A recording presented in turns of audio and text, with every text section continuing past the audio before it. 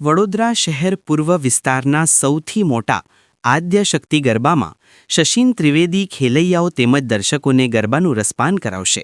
વડોદરા શહેર પૂર્વ વિસ્તારના સૌથી મોટા આદ્યશક્તિ ગરબામાં શશીન ત્રિવેદી ખેલૈયાઓ તેમજ દર્શકોને ગરબાનું રસપાન કરાવશે. જે પૂર્વ વિસ્તારની અંદર જૂના અને જાણીતા ગરબા છે, સાથી જ નોન કોમર્શિયલ ગરબા છે, જે લોકોના આનંદ પ્રમોદ તેમજ માતાજીની સાધના માટે કરવામાં આવે છે. ખેલૈયાઓને પ્રોત્સાહિત કરવા માટે સંચાલક મંડળ દ્વારા વિવિધ માપદંડોને ધ્યાનમાં રહી રોજના 100 જેટલા ખેલૈયાઓને ઇનામ સ્વરૂપ પારિતોષિક આપવામાં આવે છે, તેમજ આ વર્ષે પણ આપવામાં આવશે. આદ્યશક્તિ ગરબાની અંદર રોજના 35,000 કરતાં વધારે ખેલૈયાઓ ભાતીગળ વેશભૂષા સાથે ગરબાના તાલે તાલ મિલાવે છે અને તમામ ખેલૈયાઓના મનમાં તથા ચહેરા ઉપર માતાજીની શ્રેષ્ઠ સાધના કર્યાનો અહેસાસ અનુભવે છે. છેલ્લા 10 વર્ષથી શશીન ત્રિવેદી આ ગરબાના ખેલૈયાઓને ગરબાના તાલે રમાડે છે. શશીન ત્રિવેદીનો મધુર કંઠ વડોદરાના ખ્યાતનામ ગાયક કલાકારોમાં પૈકીનો એક છે. એમના મુખે ગવાયેલ ગરબા સાંભળવાનો આનંદ મેળવવા તથા તાલે ઝૂમવાનો સુનેરો આનંદ છે. હાલ આજવા ચોકડી કમલાનગર પંડિત દીનદયાલ હોલની પાસે આશરે 5 લાખ કરતાં વધારે સમથળ મેદાનમાં આયોજક દ્વારા ગરબાનું આયોજન કરેલ છે. આ વ્યવસ્થાથી ખેલૈયાઓ તેમજ દર્શકો ગરબાનો આનંદ મેળવશે, સાથે સાધના પણ મેળવશે.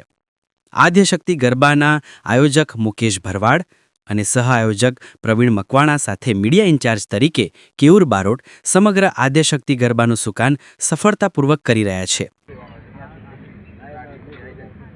મારું નામ મુકેશ ભરવાડ છે. આદ્યશક્તિ ગરબા પૂર્વ વિસ્તારના સૌથી મોટા ગરબા છે. છેલ્લા 10 વર્ષથી આ આદ્યશક્તિ ગરબા અમે કરતા આવ્યા છે. આદ્યશક્તિ ગરબાની એક ખાસ વિશેષતા એવી છે કે આદ્યશક્તિ ગરબાની અંદર રોજે રોજ ઇનામ આપવામાં આવતા હોય છે. એ પણ 1, 2, 3, 4 નહીં, પણ 50, 50, 100 ઇનામ રોજે રોજ આપવામાં આવતા હોય છે ને છેલ્લા દિવસે ખાસ કરીને મોટા ઇનામો પણ આપતા હોઈએ છે.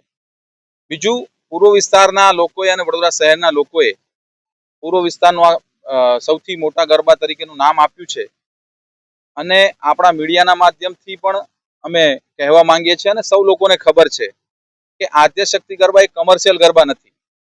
આ માત્ર ને માત્ર લોકોની સેવા માટે અને આપણા વિસ્તારની માતા બહેનો માટે સલામતી માટે કરવામાં આવતો એક આદ્યશક્તિ ગરબા છે, જેના થકી અમે અમારી વિસ્તારની બહેનોને અમે નજદીકમાં એક સારું આયોજન આપી શકીએ, એ લોકોની સુરક્ષા પણ કરી શકીએ અને વિસ્તારના લોકોને એક સારું આયોજન આપી શકાય.